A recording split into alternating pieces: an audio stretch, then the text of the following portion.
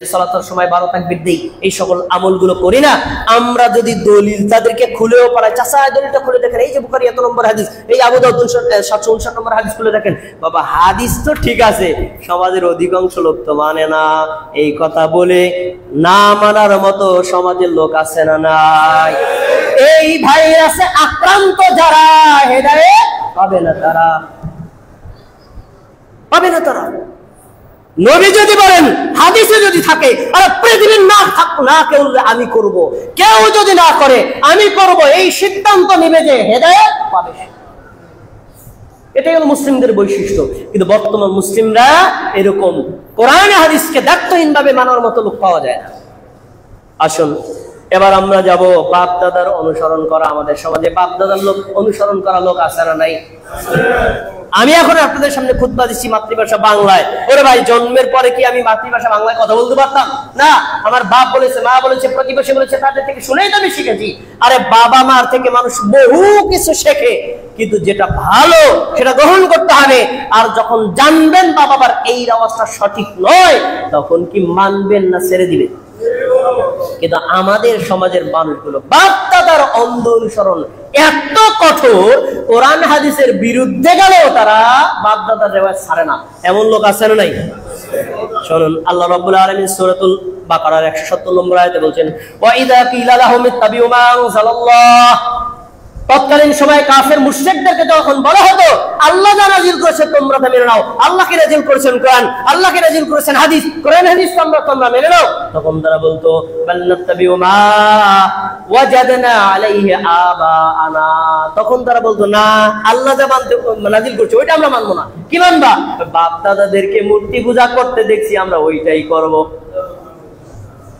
তাহলে বাপ দাদার কথা মানতে হবে, এই রেফারেন্স দিত মুসলিম না কাফের? বর্তমানে কোন মুসলিম যদি বলে বাপ দাদা যা করে তাই করবো, নতুন নতুন হাদিস বেরোগুলো আমরা মানবো না, এই তরিকায় আছে যারা মূলত তাদের নেতৃত্ব দেয় হলো আবু জাহেল। তাদের নেতৃত্ব দেয় আবু জাহেল। আবু জাহেল তো বলেছিল বাপ দাদার অনুসরণ করতে হবে। রাসূলুল্লাহ সাল্লাল্লাহু আলাইহি ওয়াসাল্লামের চাচা আবু তালেব যখন অসুস্থ হয়ে গেল, আল্লাহ রাসূল সাল্লাল্লাহু আলাইহি ওয়াসাল্লাম তাকে দেখতে গেলেন, গিয়ে বললেন, ইয়া আম্মি কুল লা ইলাহা ইল্লাল্লাহ, আমার চাচা আপনি লা ইলাহা ইল্লাল্লাহ বলেন, কিয়ামতের দিন আমি আপনার জন্য আল্লাহর কাছে সাক্ষী দেব, আল্লাহ আমার চাচা লা ইলাহা ইল্লাল্লাহ বলছে, আপনি তাকে ক্ষমা করে দেখেন। তখন আবু তালেবের মনটা একটু গলে গেল, মারা তো যাব, লা ইলাহা ইল্লাল্লাহ বলি। পাশে ছিল আবু জাহেল, সবাই বলেন নামটা কি? পাশে ছিল আবু জাহেল, আব্দুল্লাহ ইবনে আবু উমাইয়া সহ বড় বড় কাফির লিডার। নবী দিচ্ছেন তাওহীদের দাওয়াত, আর কাফেরদের লিডার আবু জাহেল বলছে, ইয়া আবা তালিব আতারগাবু আন মিল্লাতি আব্দুল মুত্তালিব। আবু তালেব, তুমি কি তোমার বাপ দাদার ধর্ম ছেড়ে দিবা? আবু তালেব কে? আবু জাহেল কি কোরআনের দোহাই দিয়েছে? হাদিসের দোহাই দিয়েছে? কিসের দোহাই দিয়েছে?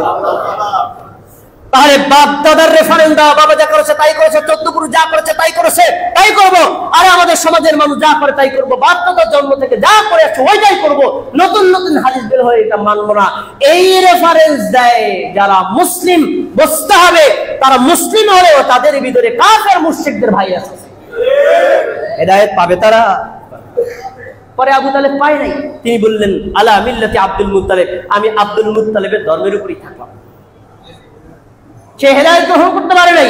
তাহলে বোঝা যাচ্ছে আমরা কি বাপ দাদার অন্ধ অনুসরণ করব, না বাপ দাদা যা সঠিক করেছেন তা করব? কোনটা?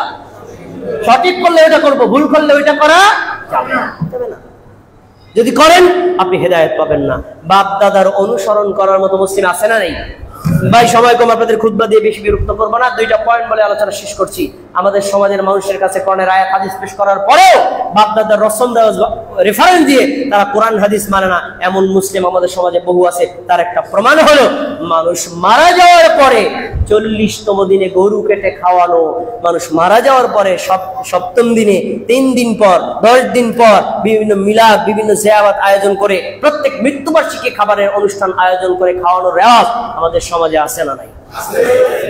এই কাজ যারা করে তাদেরকে যদি বিনীতভাবে বলি, প্রিয় ভাই আমাদের নবীর আত্মীয় স্বজন মারা গেছেন, সাহাবীগণ মারা গেছেন, তারা কেউ কখনো মৃত্যুর 3 দিন পর, 40 দিন পর, 7 দিন পর অথবা 10 দিন পর অথবা প্রত্যেক মৃত্যুবার্ষিকী এই ধরনের কোনো খাওয়ার আয়োজন করেন নাই।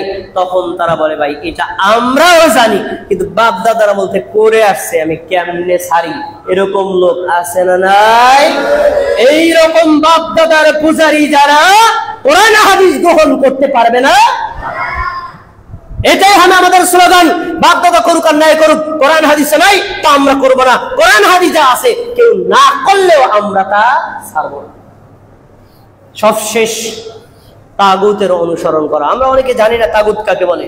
ভাই সংক্ষেপে জেনে নিন, তাগুত শব্দের অর্থ হলো আল্লাহ বিদ্রোহী। আল্লাহ যা বলেছেন তার বিপরীত বলে, আল্লাহ যা করেছেন তার বিপরীত করে, শিরক করে যারা, কুফরি করে যারা, আর শিরকের কুফরের উপর অটল থাকে যারা, তাদের সামনে শিরক কুফর করলে যারা খুশি হয় তারাই হলো তাগুত। এই তাগুতের অনুসরণ করে যারা হেদায়েত পাবে না। একটা হাদিস বলে আলোচনা শেষ করছি, অনেক কথাই তো থেকে গেল, কিছু কথা আপনার মূল কথাটা আপনার সামনে পেশ করছি, মনোযোগ দিয়ে শুনুন। আজকের আলোচনা শেষ হাদিস সহিহ বুখারী হাদিস নম্বর 7437। রাসূলুল্লাহ সাল্লাল্লাহু আলাইহি ওয়াসাল্লামের সাহাবী আবু হুরায়রা রাদিয়াল্লাহু আনহু বলেন, সাহাবীরা আমাদের নবীকে প্রশ্ন করলেন, ইয়া রাসূলুল্লাহ হাল নারা রাব্বানা ইয়াউমাল কিয়ামah, কিয়ামতের দিন আমরা কি আমাদের রবকে দেখতে পারবো? রাসূল সাল্লাল্লাহু আলাইহি ওয়াসাল্লাম ইয়েস অর নট, হ্যাঁ বা না বলে বরং পাল্টা আরো দুইটা প্রশ্ন করেছেন। আমার সাহাবীরা, আল্লাহকে তোমরা দেখবা কিনা এই প্রশ্নের উত্তর দেওয়ার আগে তোমরা আমার দুইটা প্রশ্নের উত্তর দাও। কি? তোমরা বলো তো পূর্ণিমার রাতে তোমরা আকাশে চাঁদ দেখতে কোনো সমস্যা ফিল করো কিনা? আপনারা বলেন কোন সমস্যা ফিল করেন? তারপরে তিনি বলছেন, শোনো, মেঘ মুক্ত আকাশে সূর্য দেখতে তোমাদের কোনো অসুবিধা হয় কিনা? সাহাবীরা বলছেন, না ইয়া রাসূলুল্লাহ, আমরা তো মেঘ মুক্ত আকাশে সূর্য দেখতে পাই, পূর্ণিমা রাতে চাঁদ আমরা স্পষ্টভাবে দেখতে পাই। আমাদের নবী বললেন, শোনো, ফাইন্নাকুম তারাউনাহু কাযালিক, আরে পূর্ণিমা রাতে চাঁদ তোমরা যেভাবে স্পষ্টভাবে দেখতে পাও, মেঘ মুক্ত আকাশে সূর্য তোমরা যেভাবে দেখতে পাও, কিয়ামতের দিন তোমরা তোমাদের রব আল্লাহকে সেইভাবেই দেখতে পারো। আল্লাহ তাআলা আমাদের সবাইকে আল্লাহকে দেখার তৌফিক দান করুন, বলেন আমিন। হাদিসে এই অংশ থেকে প্রমাণিত হয় কিয়ামতের দিন আল্লাহকে দেখা যাবে নাকি যাবে না? সম্পূরক প্রশ্ন, তাহলে আল্লাহর আকার আছে না নিরাকার? আমাদের সমাজের মানুষ কি আকার আছে এটা বিশ্বাস করে? তারা কি বলে? যদি নিরাকার হয় প্রশ্ন দেখবো কি? আল্লাহ নবী তো বললেন, সূর্য তোমরা যেভাবে দেখতে পাও, চাঁদ তোমরা যেভাবে দেখতে পাও, আল্লাহকে ওভাবেই দেখবা। তাহলে আল্লাহ নিরাকার হলে আপনি দেখবেন কি হাওয়া? কি দেখবেন? উত্তর, আল্লাহ নিরাকার নন, অবশ্যই আল্লাহর আকার আছে। এই আকারটা কার মতো? আপনার আমার মতো? আপনার আমার মতো? আল্লাহর মতো। কেউ হয়তো কাউন্টার প্রশ্ন করতে পারেন, এখানে প্রমাণিত হয় আল্লাহকে দেখা যাবে, আল্লাহর আকার আছে তা তো নাই।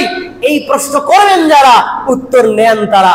হাদিসের পরের অংশে নবী সাল্লাল্লাহু আলাইহি ওয়াসাল্লাম বলেন, আমার সাহাবীরা শোনো, কিয়ামতের দিন আল্লাহ রাব্বুল আলামিন পৃথিবীর সমস্ত মানুষকে একত্র করবেন, সব জিনকে একত্র করবেন, সব সৃষ্টিকে একত্র করবেন।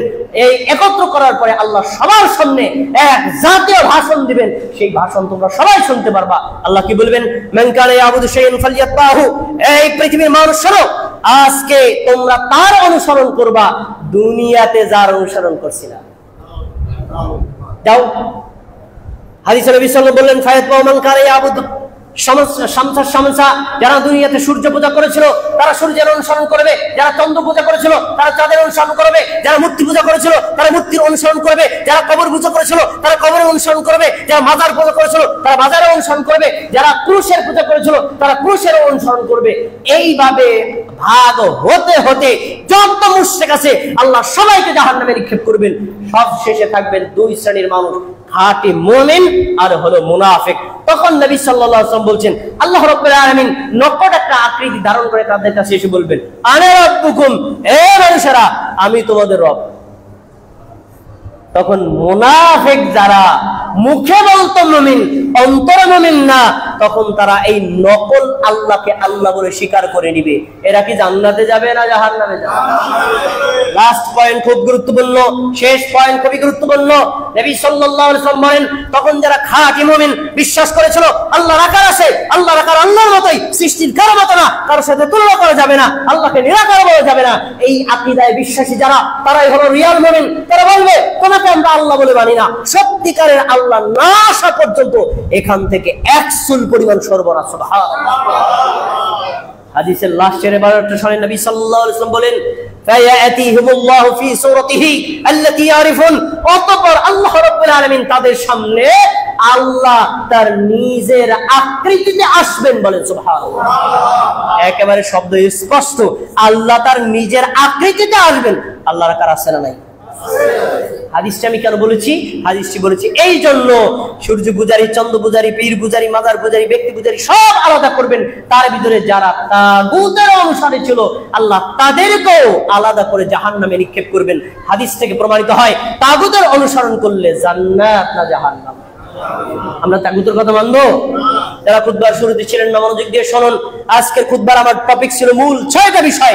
6টা বিষয় একজন মুমিন কখনো করবে না। 1, প্রবৃত্তির অনুসরণ করা যাবে না। 2, কোন নেতা এবং আকাবিদদের অন্ধ অনুসরণ করা যাবে না। 3, কোন পীর বুজুর্গের অন্ধ অনুসরণ করা যাবে না।